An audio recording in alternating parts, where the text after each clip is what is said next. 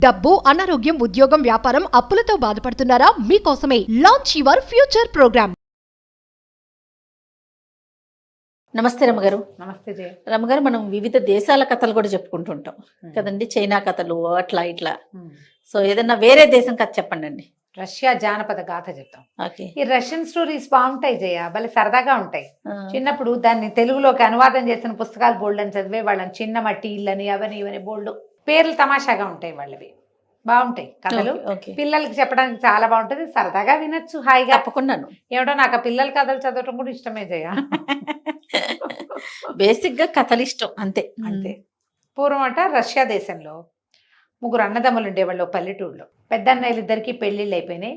చిన్నవాడు కొంచెం వెర్రివెంగళాయిగా ఉండేవాడు, మొండివాడు కూడా. వాడి పేరు ఎమేలియుష్కా, ఎమేలియా అనుకో, ఎమేలియుష్కా వాడి పేరు. అయితే వాడు బద్ధకంగా ఏ పని చేయకుండా, చెప్పిన మాట వినకుండా అలా ఉండేవాడు.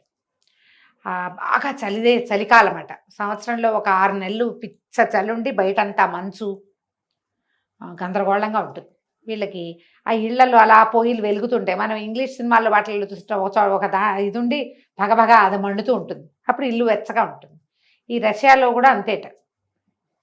దీనికి పక్క నుంచి ఇలా ఈ పొయ్యి ఉండి పక్కన ఇట్లా ఒక గట్టులాగా ఉండి పొగపోవటానికి ఒకటి ఉంటుంది. ఈ కుర్రాడు ఈ పొయ్యి తాలూకు పైగట్టు మీద పడుకునేవాడు, ఎందుకంటే వెచ్చగా ఉంటుందని. అక్కడే కూర్చునేవాడు. మిగిలిన ఎక్కడికైనా వెళ్తే చలేస్తుంది, కోట్లు వేసుకోవాలి. ఆ కోట్లు అవి పాత కోట్లన్నీ చిరిగిపోయి అవి ఉండేవి. వెచ్చగా ఉంటుందని పొయ్యి తీనే అంటారు. పొయ్యి తీనే దాని పేరు, తిన్నే అనమాట. ఒక గట్టు, దాని మీద కూర్చుని ఉండేవాడు. అయితే ఈ అన్నయ్యలు ఇద్దరు ఎక్కడికో వెళ్తున్నారు.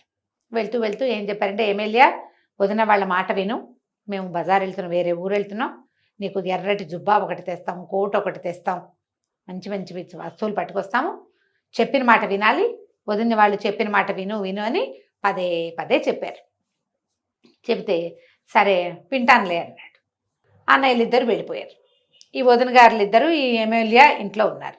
ఈ వదిన గారులు అన్నారు, నీళ్లు లేవు బొత్తిగా, ఎమ్మెల్యే నీళ్లు పట్టుకురా అని బతిమలాడారు.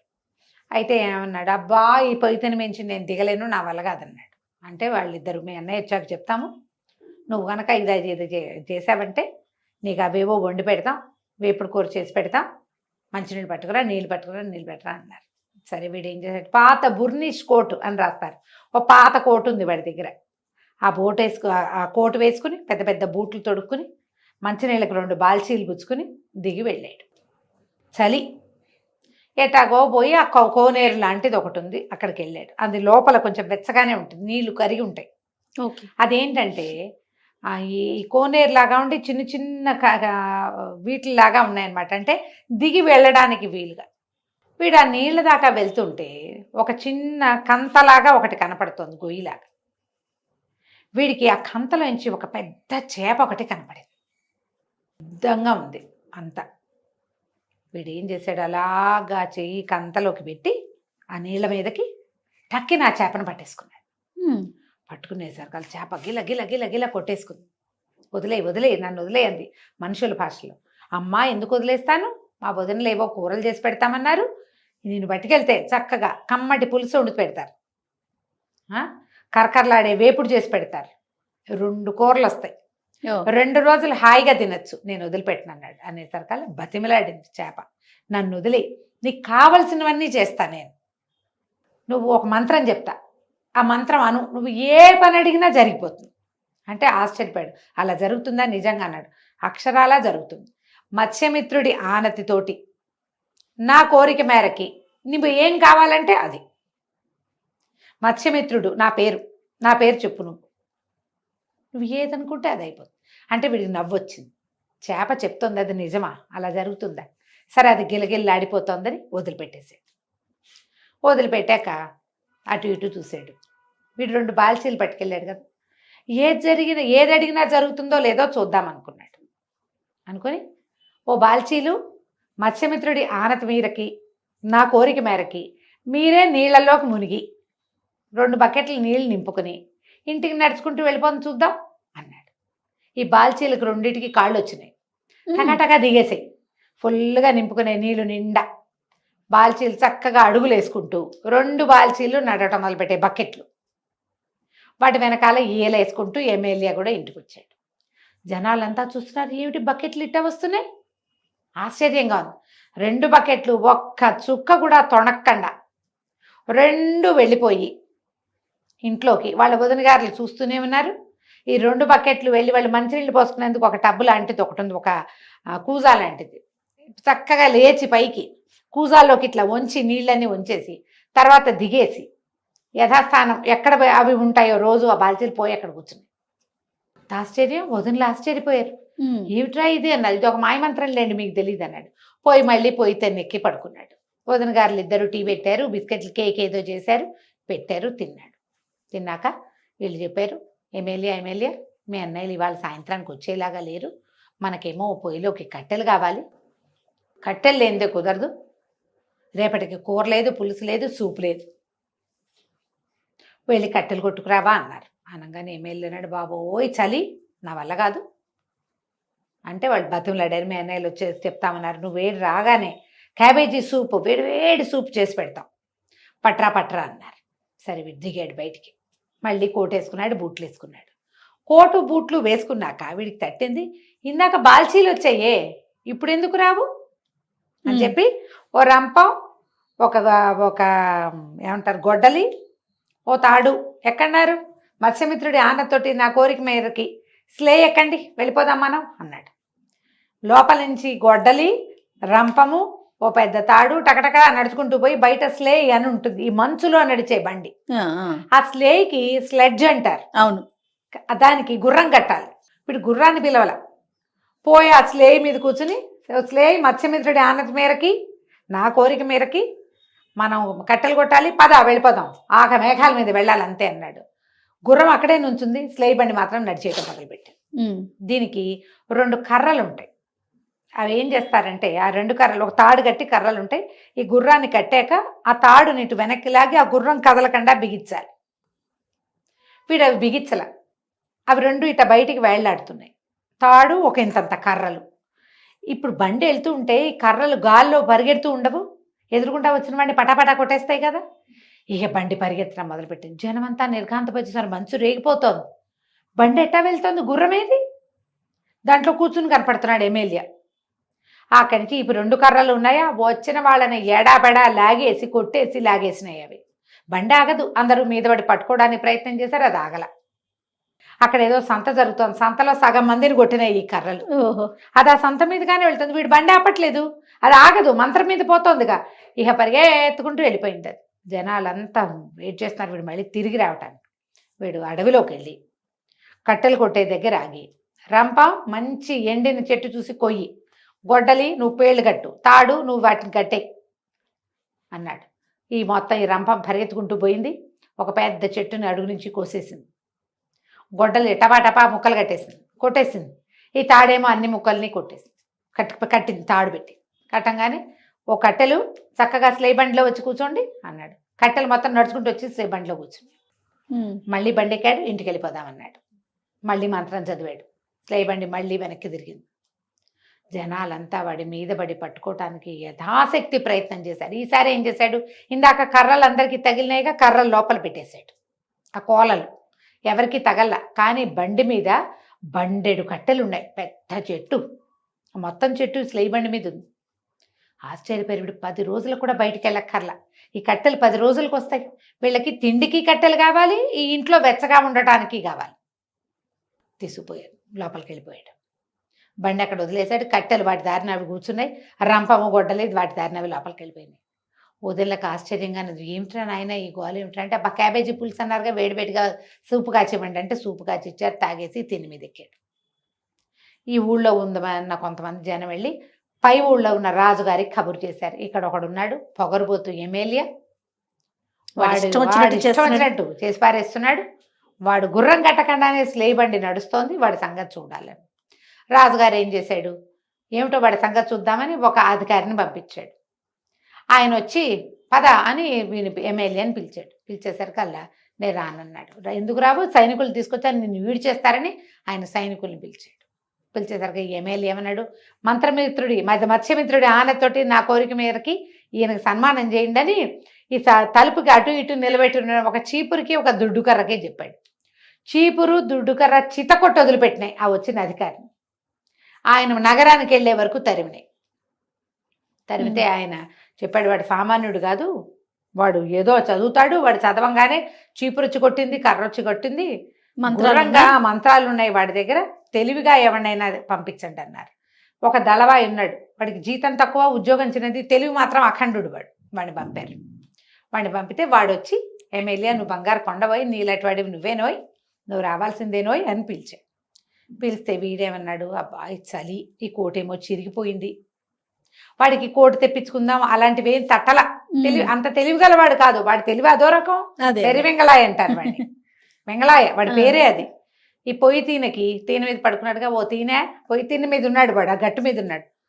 చక్కగా రాజుగారింటికి వెళ్ళొచ్చేద్దాం పద, నన్ను తీసుకెళ్ళు, వేరే చోటకి దిగితే నాకు వేడిగా ఉండదని మత్స్యమిత్రుడి ఆనతో నా కోరిక ప్రకారం నువ్వే నన్ను తీసుకెళ్లాలంటే, ఆ ఇంట్లోపల చక్కగా అలికి తయారు చేయబడిన ఆ పొయ్యి ఆ ఇంటిని వదిలిపెట్టి ఊడిపోయి ఈ ఇంట్లో ఇంచి బయటికి రోడ్డు మీద పరిగెత్తింది అది. ఈ అధికారి ఏం చేశాడు, అధికారి నువ్వు పో నేను వస్తానన్నాడు. ఆయన గుర్రం మీద వెళ్తున్నాడు, గుర్రం కంటే స్పీడ్గా పోయింది పొయ్యి. రాజుగారి దగ్గర నుంచి పోయి నేనే అన్నాడు. రాజుగారికి చాలా కోపం వచ్చింది. ఏమిటి నీ వేషాలు ఏమిటి, నీ పొగరేమిటి, నీ అదేమిటి, నీ ఇదేమిటి, నీ సంగతి చూస్తా, నిన్ను జైల్లో పెడతా, మీ అన్నయ్యలు జైల్లో పెడతా, గట్టి గట్టిగా అరిచాడు రాజు. అనేసరికల్లా వీడికి అక్కడ ఉండబుద్ధి కాల. ఈ లోపల ఏమైంది, రాజుగారు మాట్లాడుతుంటే రాజుగారి వెనకంచి అందగత్తి అయిన ఆయన కూతురు వచ్చి పక్కన నుంచిందో 15 ఏళ్ళది. వీడికి ఆ పిల్లని చూసేసరికి అబ్బాయి ఎంత బాగుంది అని అనిపించింది. ఏమన్నాడు, పోయి మనం ఇంటికి వెళ్ళిపోతాం పద, ఇవి అందరూ సైనికులు చుట్టూతా, వీళ్ళందరినీ తలా ఒక దెబ్బ కొట్టు, ఇంటికి వెళ్ళిపోదాం అని ఆ మత్స్యమిత్రుడి ఆనతోటి నా కోరికతోటి ఈ రాజకుమార్తెకి నన్నే పెళ్లి చేసుకోవాలనిపించాలి, నేను ఇంటికి వచ్చేదాకా అది ఊరుకోకూడదని చెప్పి వెళ్ళిపోయాడు. పోయి సరాసరి ఇంటికి వచ్చేసి అమ్మయ్య దేవుడా రావడా అని దాని ప్లేస్లో అది కూర్చుంది. వీడు ఆ తెన్ని మీదే ఉన్నాడు. రాజకుమార్తె శోకాలు పెట్టి ఏడ్చింది. వాడు నాకు నచ్చాడో, వాడిని ఎందుకు కట్టేయమన్నావో, వాడిని ఎందుకు కొట్టించావో, వాడిని ఎందుకు పంపేశావు, వాడే కావాలి, వాడు లేనిదే నాకు కుదరదు, వాడిని నేను పెళ్లి చేసుకుని తీరాల్సిందేనని శోకన్నాలు పెట్టింది. ఎట్లా సరే రాజు కొళ్ళు మండిపోయింది. ఎలాగైనా సరే వాడిని మళ్ళీ తెచ్చి వాడిని బుద్ధి చెప్పాలని ఏం చేశాడు, మళ్ళీ తెలివైన దళవాయిని ఒకడిని పంపించారుగా, చిన్న ఉద్యోగిని, వాడికే చెప్పారు వాడిని ఎలాగైనా తేవాలి. అందరినీ ఊళ్ళో అందరినీ అడిగారు. ఇవి ఎమ్మెల్యేకి ఏమి ఇష్టం అంటే వాడికి స్వీట్స్ ఇష్టం. వాళ్ళ అన్నయ్య వాళ్ళు కోటు తెస్తాం, చొక్కా తెస్తాం, స్వీట్లు తెస్తామంటారు. వీడేం చేశాడు, ఈ దళవాయి చిన్న ఉద్యోగం వాడు బోల్డని స్వీట్లు తయారు చేయించి వాటి మీద మత్తు మందు జల్లి అవి పట్టుకొచ్చాడు. ఎమ్మెల్యే నువ్వు ఎంత చక్కటి వాడివి, నిన్ను చూసి రాజుగారు చాలా ముచ్చటపడ్డారు, నీ ధైర్యం, నీ సాహసం, నీ మంత్రం, నీ గొప్ప, చిన్నది కాదు, ఇదిగో స్వీట్లని స్వీట్లు అప్పచెప్పాడు. వదిన గారు స్వీట్లు చూడంగానే ఉత్సాహపడి, నీకు ఇష్టం కదా, ఇది నీకు ఇష్టంగా, అది నీకు ఇష్టంగా అని అవి 2 పిల్లాడికి ఇచ్చారు. వీడు శుభ్రంగా ఎమ్మెల్యే అవన్నీ తిన్నాడు. తిని పొయ్యి మీద పడుకున్నవాడు అంతే పడుకుంటుపోయాడు. ఈ కుర్రాడు ఏం చేశాడు, చిన్న ఉద్యోగం వాడు 4 భటుల్ని ఇచ్చేసి ఈ ఎమ్మెల్యేని కట్టేసి మోసుకుపోయారు. వాడు నిద్రలోనే ఉన్నాడు.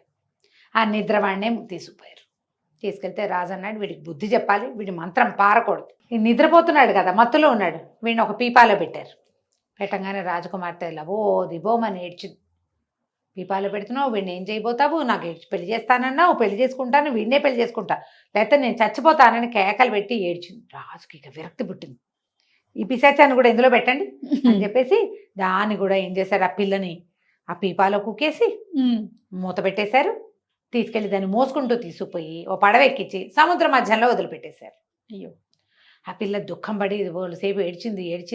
అయితే వీని కావలించుకున్నది అందులో ఉంది కదా. తర్వాత ఇక లేపటం మొదలుపెట్టింది. ఎమ్మెల్యేష్కా లే లే లే లే, మన ఇద్దరం చచ్చిపోయేలాగా ఉన్నాం అంది. కాసేపటికి మెలకు వచ్చింది. దగదగలాడుతూ నగలు పెట్టుకుంది పిల్ల చక్కగా తగులుతోంది చేతులకి. వీడు నేను మత్స్యమిత్రుడిని అడిగాను, నువ్వు నాకు వశమైపోయావా, మన ఇద్దరం పెళ్లి చేసుకుందాం అన్నాడు. పెళ్లి చేసుకుందాం తర్వాత ముందు బతికుంటే కదా అని అది తిట్టింది. చూసుకున్నాడు. అప్పుడు అన్నాడు మత్స్యమిత్రుడు ఆనత్తోటి, నా కోరికతోటి, దగ్గరలో ఉన్న తీరం చేరిపో, చక్కటి ద్వీపం చూసి చేరిపో అని పీపాకి చెప్పాడు. ఈ పీప ఆ సముద్ర మధ్యంలో నుంచి ఒక్క ఎగిరి ఒక చక్కటి ద్వీపంలో పడి అది మొత్తం తెరుచుకుపోయింది. వీడిద్దరు లేచి బయటకు వచ్చారు. చూస్తే పెద్ద ద్వీపం, దాని నిండా చెట్లు, పళ్ళు, కాయలు, వాళ్ళంతా సందడిగా ఉంది. అడవిలో ఎలా ఉంటాము అంది పిల్ల. దాందేమిందని మళ్ళీ మత్స్యమిత్రుడిని పిలిచి ఒక పెద్ద మేడ, బోల్డన్ని హంగులు, బోళ్ళన్ని తిండి పదార్థాలు ఎన్నో కోరుకున్నాడు. కోరుకునేసరికల్లా ఏముంది, చూస్తూ ఉండగానే బ్రహ్మాండమైన మేడ వెలిసింది. దాని నిండా పువ్వులు, కాయలు, బోళ్ళన్ని సింహాసనాలు, మంచాలు, పక్కలు, గిన్నెలు, దొన్నెలు, వంటశాలలు ఎన్ని అమిరినాయో. హాయిగా ఉన్నారు ఇద్దరు. ఇల్లంతా పరిగెత్తారు. బోళ్ళు కబుర్లు చెప్పుకున్నారు, ఆటలాడుకున్నారు, వండుకుని తిన్నారు, కాయలు కోసుకుని తిన్నారు, పళ్ళు కోసుకుని తిన్నారు. కోసిన కొద్దీ పళ్ళు వస్తూనే ఉన్నాయి, తీసిన కొద్దీ పువ్వులు వస్తూనే ఉన్నాయి. తేనె పట్లు, తేనెటీగలు, పిట్టలు, పిచ్చుకలు ఎన్ని కావాలంటే అన్ని కోరుకున్నాడు. 10-15 రోజులు ఇద్దరు ఒళ్ళెరగని సంతోషంతో ఉన్నారు. రోజులు గడిచినాయి. ఈ పిల్ల ఒక రోజు అంటుంది రాజకుమార్తె, ఎవరైనా చుట్టాలు ఉంటే బాగుండు, ఎంత తిరిగినా నువ్వు నేను అనేసరికల్లా మళ్ళీ వీడు మత్స్యమిత్రుడి కోరిక ఆనతి మీదకి, నా కోరిక మేరకి చుట్టాలు రావాలి, వాళ్ళంతమంది చుట్టాలు వచ్చేయాలి మా ఇంటికి అని కోరుకున్నాడు. వీళ్ళు ఒక ద్వీపంలో ఉన్నారు కదా.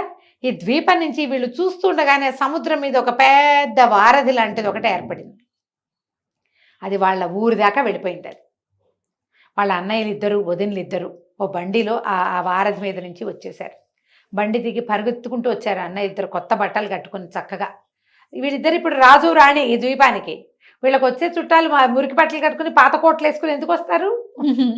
వాళ్ళు కూడా కొత్త బట్టలు కట్టుకొచ్చారు, పరిగెత్తుకుంటూ వచ్చారు అన్నయ్య. ఏమైపోయావురా, నీకోసం ఎన్ని చోట్ల వెతికాం, నువ్వేమయ్యావో తెలీదు, మొత్తానికి దొరికావని అన్నయ్యలు ఇద్దరు కావలించుకున్నారు. వదినలు ఇద్దరు బోళ్ళంతా ముద్దు చేశారు. ఈ కొత్తగా ఉన్న ఈ రాజకుమార్తెను మహాముద్దుగా చూసుకున్నారు. ఎంత సంతోషంగా ఉన్నారో. వాళ్ళంతా ఈ బిల్డింగ్ అంతా తిరిగారు, పళ్ళు గిళ్ళు కోసుకొని తిన్నారు. వదినలు వీడికి ఇష్టమైన క్యాబేజీ పులుసు అవన్నీ చేసి పెట్టారు. ఒక పూట గడిచింది. సాయంకాలం అయ్యేసరికి అలా ఒక పెద్ద పడవ వస్తుంది సముద్రంలోంచి. ఈ అబ్బాయి ఎమ్మెల్యేష్కి అక్కడ నుంచున్నాడు, కేకలు పెట్టాడు. ఓహో ఎవరు ఎవరు అని అడిగితే అప్పుడు అక్కడ ఆ పడవ మీద బయట నుంచున్నావో 4 సైనికులు అడిగారు. ఒక పెద్ద పీపా కోసం వెతుకుతున్నాం, ఆ పీపాలో ఒక అబ్బాయి ఒక అమ్మాయి ఉండాలి అంటే ఎలా పెట్టారు, పీపాలో ఎలా వెళ్ళారు అమ్మాయి అబ్బాయి అంటే, రాజుగారి కోపంతో అమ్మాయిని అబ్బాయిని పీపాలో పెట్టారు, సముద్రంలో వదిలేశారు. వాళ్ళ కోసం ఆయన కలగన్నాడు, వెతుకుతున్నాము అని చెప్పారు. చెప్పేసరికి ఈ ఎమ్మెల్యేష్క మంచి బట్టలు అన్నీ ఉన్నాయి వీడికి. వీడు ఆ పడవ దగ్గరికి వెళ్ళాడు. నిచ్చెనేయండి నేను వస్తానన్నాడు. వాళ్ళు ఒక పెద్ద నిచ్చెనేశాడు. ఎమ్మెల్యే ఆ పైకి ఎక్కాడు. ఎక్కితే ఆ రాజుగారు చాలా దుఃఖంతో నుంచుని ఉన్నాడు. పీపా కనపడిందా, మీరు ఇక్కడే ఉంటున్నారు కదా అన్నాడు. మీరు నీళ్ళలో పీపాలో పడేసిన అబ్బాయి మీకు గుర్తున్నాడా అని అడిగాడు. లేకేం గుర్తులేకే, ఒక కుర్రాడు, ఒక 18-20 ఏళ్లవాడు, పాత బట్టలు కట్టుకున్నాడు అంటే, నేనేనేమో చూడండి అన్నాడు. ఆయన ఆశ్చర్యపోయాడు. ఎమ్మెల్యే నువ్వా అన్నాడు. నేనే, రండి అని దింపి తీసుకుపోయాడు. తీసుకెళ్తే ఏముంది, ఆయన కూతురుని చూసి సంతోషించాడు. ఆ రోజు కోపంతో పంపేశాడు, కానీ అప్పటి నుంచి ఆ పీపాలో పిల్లలు దొరుకుతారేమో అని వెతుకుతున్నారు. ఆయన ఎంతో సంతోషించాడు. ఈ మేడ, ఇల్లు, వాకిలి, ఆ ద్వీపం నిండా పళ్ళు కాయలు చూసి ఎంతో సంతోషంగా వాళ్ళ శాస్త్రం ప్రకారం ఎమ్మెల్యేకి యువరాణికి పెళ్లి చేసి కొన్నాళ్ళు అక్కడ గడిపి, ఈ వారధిలాగా ఉందిగా ఆ వారధి మీద వస్తూ పోతూ ఉండేవాళ్ళు. వీళ్ళకి కావాల్సిన చుట్టాలు పక్కాలు అందరూ వచ్చేవాళ్ళు.